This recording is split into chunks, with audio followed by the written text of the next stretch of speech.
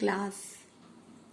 The clothes which we wear are made up of fabrics. Fabrics are made from fibers obtained from natural or artificial sources. Can you name some natural fibers? Fibers are also used for making a large variety of household articles. For thousands of years, people used only natural fibers like cotton, jute, wool, and silk in their daily life. But these natural fibers have some disadvantages also. Cotton clothes wrinkle from wear and washing. Silk is expensive. It requires delicate handling. Jute is hard. It is not as durable as other natural woven fabrics. So these drawbacks in natural fabrics led scientists to use their knowledge of chemistry and technology to create fibers artificially. And these fibers are known as artificial fibers or synthetic fibers or man-made. Already you know that there are two types of fibers: natural fibers, synthetic fibers. Natural fibers obtained from plants and animals. Just I told you disadvantages of natural fiber. Synthetic fibers which are made by humans, human made, or they are also known as artificial made. They are also known as synthetic fibers. Now, when we talk about synthetic fibers, we should know their advantages also. They are more affordable, durable than natural fibers. They do not soak in much water, hence dry faster. There are two main categories of synthetic fiber: cellulosic and non-cellulosic.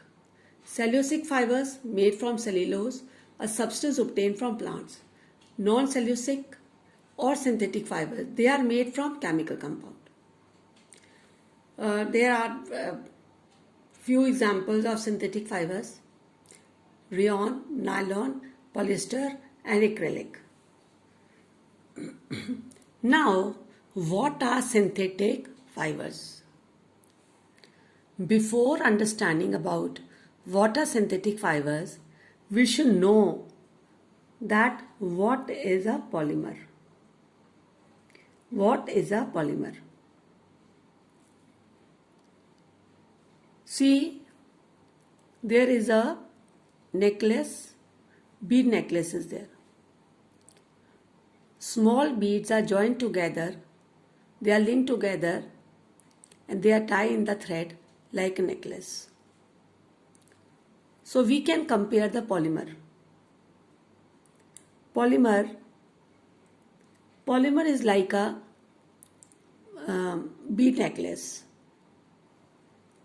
A synthetic fiber is also a chain of small units joined together.